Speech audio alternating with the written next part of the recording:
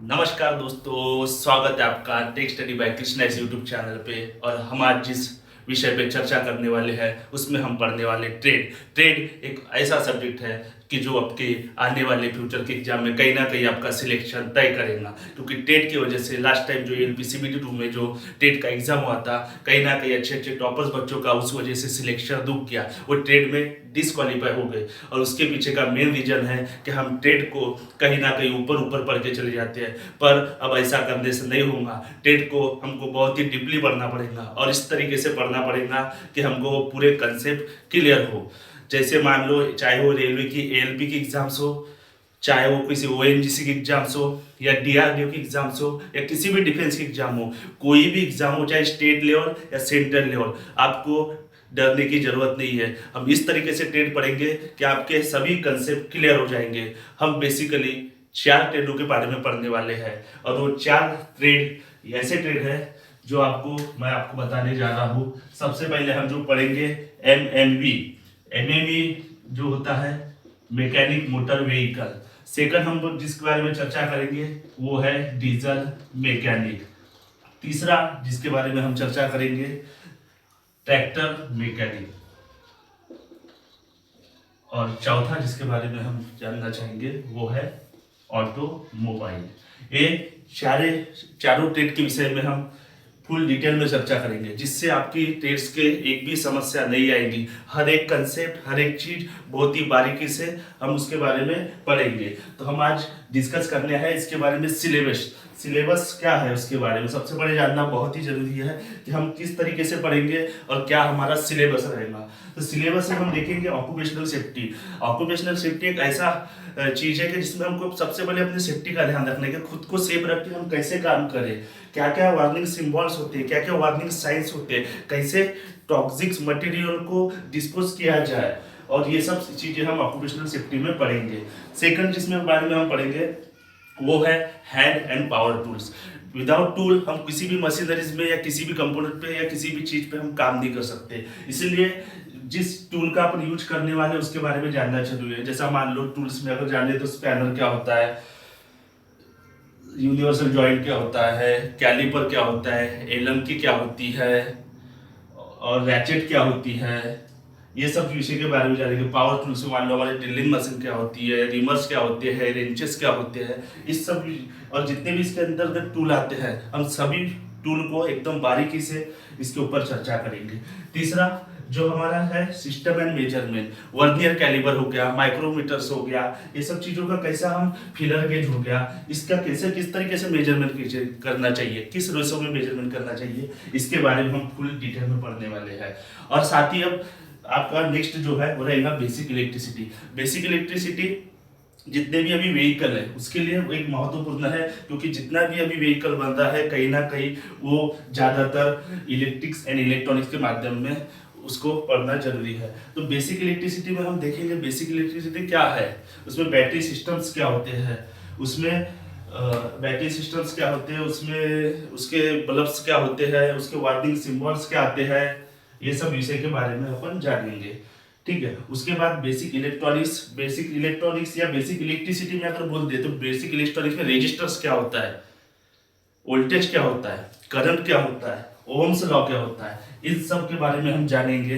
ठीक है, नेक्स्ट हो गया बेसिक इलेक्ट्रॉनिक्स में डायोड किस तरीके से वर्क करता है, ये डायोड क्या होता है, ट्रांजिस्टर क्या होते हैं, मॉसफेट क्या होते हैं, ये सब के बारे में हम फुल डिटेल में जानेंगे। उसके बाद हाइड्रोलिक सिस्टम एंड प्यूनामेटिक सिस्टम्स के बारे में, जैसे प्यूनामेटिक्स ये रिलेटेड है एयर से।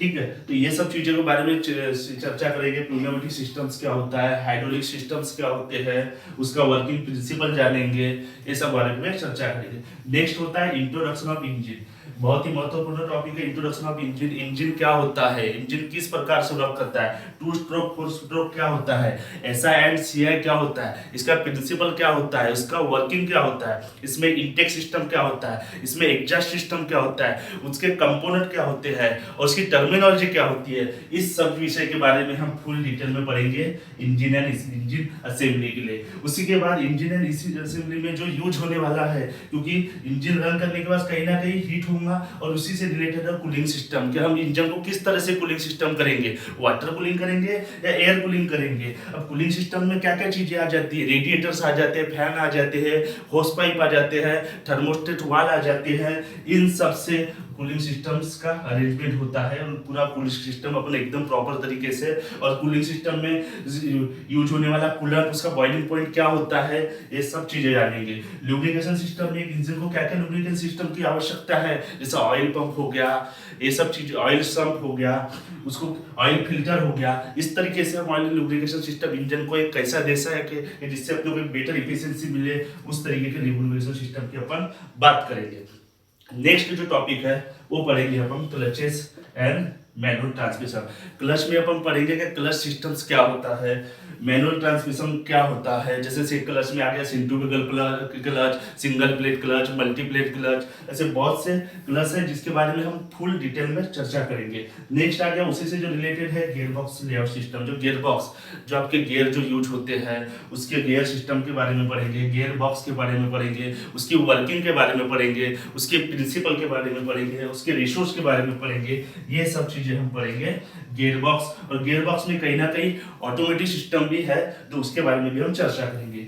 नेक्स्ट जो टॉपिक हमको जिसमें पढ़ना है वो है स्टीयरिंग सिस्टम। स्टीयरिंग सिस्टम्स बहुत ही जरूरी है क्योंकि ये कहीं ना कहीं व्हीकल को कंट्रोल करता है और व्हील अलाइबिलिटी के साथ। स्टीयरिंग सिस्टम में मैकेनिकल स्टीयरिंग हो गया, इलेक्ट्रॉनिकल स्टीयरिंग आ गया, मैकेनिकल स्टीयरिंग में स्टीयरिंग बॉक्स आ गया, या rack and pinion steering system mechanism, इस विषय में हम फुल डिटेल में चर्चा करेंगे। नेक्स्ट आ गया सस्पेंशन सिस्टम। सस्पेंशन सिस्टम के बारे में हम पढ़ेंगे, जो आपके टायरों में यूज होता है, वो सस्टेनेबल सिस्टम जो आपकी बॉडी को कहीं ना कहीं होल्ड करके रखता है। सस्पेंशन सिस्टम में हम एक dependent suspension system, independent sustainable system, फिर उसमें अपन कॉइल स्प्रिंग क्या होता है, शॉक ऑब्जर्वर क्या होता है, वो किस तरीके से वर्किंग करते हैं, किस तरीके से उनका कंस्ट्रक्शन होता है, ये सब चीजों के बारे में हम जानेंगे। नेक्स्ट है इग्निशन सिस्टम। इग्निशन सिस्टम में ऐसा सिस्टम हो गया, सीआई सिस्टम हो गया, जिसमें हम बेसिकली स्पार्क प्लग यूज करते हैं स्पार्क इग्निशन में, और जैसे सीआई में हम खासकर इंजेक्टर यूज करते हैं। तो उस इग्निशन इंजेक्टर में क्या क्या होता है, इंजेक्टर किस तरीके से कंट्रोल किया जाता है, उसका प्रेशर कितना होता है, उसमें प्रेशर पंप लगे होते हैं, उस प्रेशर के बारे में भी जानेंगे। और साथ ही उसी में जो रिलेटेड है वो फ्यूल सिस्टम, उसी में हम जो पढ़ेंगे CRDI, common direct injection system, HUI system, fuel injector क्या होता है, फ्यूल पंप क्या होता है, फ्यूल फिल्टर क्या होता है, साथ ही जो फ्यूल टैंक में जो मोटर लगी होती है किस तरीके से फ्यूल आता है, line by line step by step इसके बारे में हम चर्चा करेंगे। नेक्स्ट जिसके बारे में हम पढ़ेंगे wheel and tyre. Wheel and tyre में पढ़ेंगे व्हील साइज क्या होता है, उसका रिम साइज क्या होता है, उसमें क्या इसका डिजाइन होता है, क्या स्पेसिफिकेशन होता है, क्या हर चीज के बारे में, उसके बारे में हम चर्चा करेंगे। और नेक्स्ट है ब्रेकिंग सिस्टम। ब्रेकिंग सिस्टम्स के बारे में, ब्रेकिंग सिस्टम्स में क्या था, पावर ब्रेक सिस्टम आ गया, या डिस्क ब्रेक हो गया, डिस्क ब्रेक हो गया, ड्रम ब्रेक हो गया, डिस्क ब्रेक में क्या क्या कंपोनेंट रहते हैं, डिस्क ब्रेक में क्या क्या कंपोनेंट रहते हैं, या मान लो अपना ABS anti lock braking system, anti lock braking system कैसे वर्क होता है, डिस्क ब्रेक में क्या यूज होता है, और ड्रम ब्रेक में क्या यूज होता है, जैसा मास्टर सिलेंडर इसमें यूज आते हैं, ये सब चीजों के बारे में हम इन डिटेल में चर्चा करेंगे।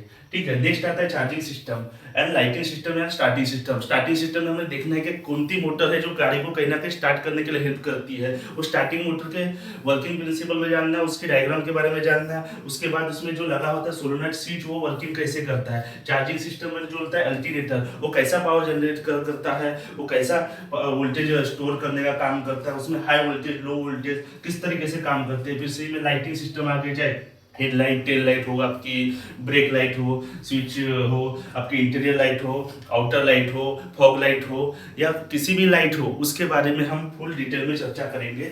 ठीक है। नेक्स्ट आ गया आपका heating, ventilation and air conditioner. कहीं ना कहीं ये कंफर्ट से रिलेटेड रखते हैं और कहीं ना कहीं ये बहुत ही आवश्यक चीज है अभी के इससे। तो HVAC होता है heating, ventilation and air condition system, जिसमें आपको हीटिंग का भी यूज करना है या आपको एसी का यूज करना है तो एसी का। तो इसी में एसी में जिसकी जैसे बात करें तो इसमें रहता है कंप्रेसर, कंडेंसर, थर्मिस्टर वाल्व रहते हैं, स्विचेस रहती है, थर्मिस्टर्स लगे होते हैं, एम्बेडेड सेंसर्स आते हैं। तो किस तरीके से पूरा सिस्टम एक वर्क करता है इसके बारे में हमको फुल डिटेल में जानना है। नेक्स्ट पढ़ेंगे emission control system. Emission control systems में अगर बात करें stage 1, stage 2, stage 3, stage 5, stage 4, stage 6, ये जितने भी स्टेज है इसके बारे में जानेंगे।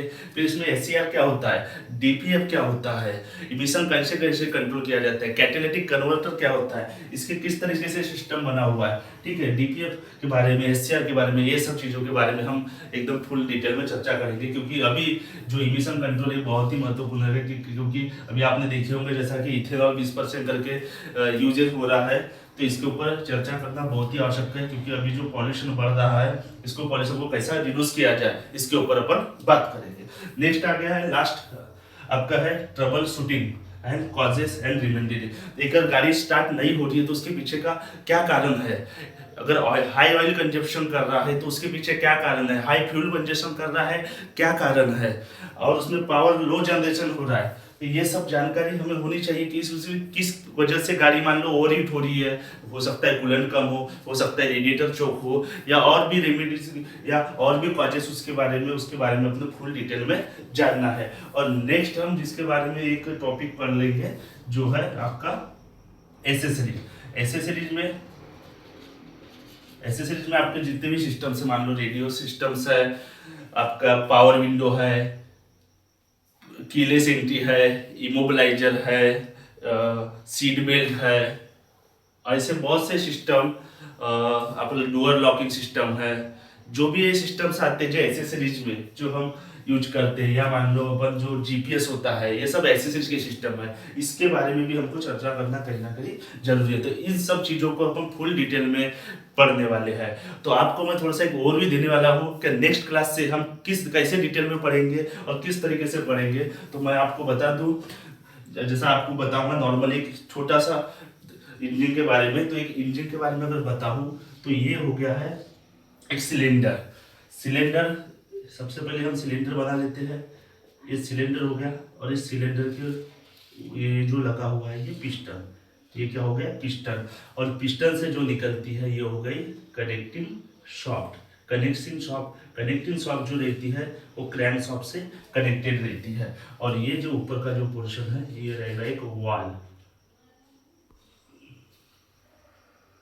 यहाँ पे दो, एक इंटेक और एक एग्जॉस्ट वाल्व लगा है, उसके बीच में ये लगा हुआ है इंजेक्टर, ठीक है, ये इंजेक्टर लगा हुआ है। ये हमारा हो गया इंजेक्टर, ये हो गया इंटेक वाल्व, ये हो गया एग्जॉस्ट वाल्व, इसके बारे में पढ़ेंगे। ये हो गया सिलेंडर ब्लॉक, ये हो गई कनेक्टिंग रॉड जो पिस्टन से कनेक्टेड रहती है, ये हो गया क्रैंक शॉफ्ट, ठीक है, और ये इसमें जो लगे रहती है इसमें रिंगें लगी रहती है, इसमें रिंग्स लगी रहती है, ठीक है। और ये जो है ये होती है गजल पिन, ये इसी को अपन क्रैंक पिन भी बोल सकते हैं, क्रैंक पिन या गजल पिन। तो ये हो गया एक नॉर्मल सा सिलेंडर ब्लॉक का डायग्राम। तो ये जो सिस्टम है डीजल फ्यूल सिस्टम है, क्योंकि इसमें इंजेक्टर का यूज हुआ है, साथ ही इसमें दो वाल्व लगे हुए हैं। तो हम इसके बारे में थोड़ा चर्चा करेंगे। मान लीजिए ये है एक सिलेंडर ब्लॉक, इस सिलेंडर ब्लॉक में ये जो है सिस्टम दिख रहा है जिसको हम बोर बोलते हैं, ठीक है। तो ये सिलेंडर के अंदर का, इसके अंदर पिस्टन क्या होता है रेसिप्रोकेट करता है, और पिस्टन किस तरीके से रेसिप्रोकेट करता है, ये क्रैंक केस के माध्यम से कनेक्टिंग रॉड के होते हुए रोटरी मोशन को रेसिप्रोकेटिंग मोशन में कन्वर्ट करता है। और ये सिलेंडर ब्लॉक हो गया, इसके साइड में जो लगा है ये 2 व्हीलर का सिलेंडर ब्लॉक है, इसमें जो सिस्टम्स लगा है जो दिख रहा है ये एयर कूलिंग सिस्टम के लिए दिया गया है, जिससे इस सिलेंडर ब्लॉक को ठंडा करने के लिए काम में आता है। फिर देखेंगे, मान लो ये देखिए ये पिस्टन्स हो गया, ये इसमें रिंगे लगी हुई है, और ये हो गया गजल पिन जिससे कनेक्टिंग रॉड जुड़ी हुई रहती है। ये पिस्टन्स हो गया, ये पिस्टन्स के ऊपर ये रिंगे है, और ये क्या हो गया गजल पिन हो गई है। इसके अंदर कहीं ना कहीं ये वाल लगा हुआ रहता है, ये इसमें वाल लगा देते हैं। तो वाल में भी 2 टाइप के वाल आते हैं, एक इंटेक वाल हो गया और एक एग्जॉस्ट वाल हो गया। इंटेक वाल का साइज नॉर्मली बड़ा रहता है और एग्जॉस्ट वाल का साइज छोटा रहता है, और इसी से ये पिस्टन्स हो गए, पिस्टन से ये कनेक्टिंग रॉड ये होल्ड रहती है जो आपको दिख रही है, ये क्रैंकशाफ्ट के रोटरी मोशन को रेसिप्रोकेटिंग मोशन का काम करती है, ठीक है। और नेक्स्ट अपन देखेंगे ये होती है क्रैंकशाफ्ट, जो वॉल ऑपरेटिंग मैकेनिज्म के लिए कहीं ना कहीं काम आती है। तो इसमें जो क्रैंकशाफ्ट में ये लोब बने हुए रहते हैं, ठीक है, इसके गियर बनी हुई है जिसमें टाइमिंग वगैरह चलती है।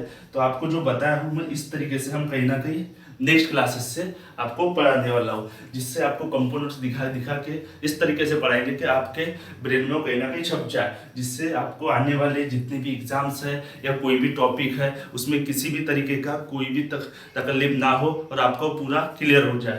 तो थैंक यू सो मच दोस्तों। आप नेक्स्ट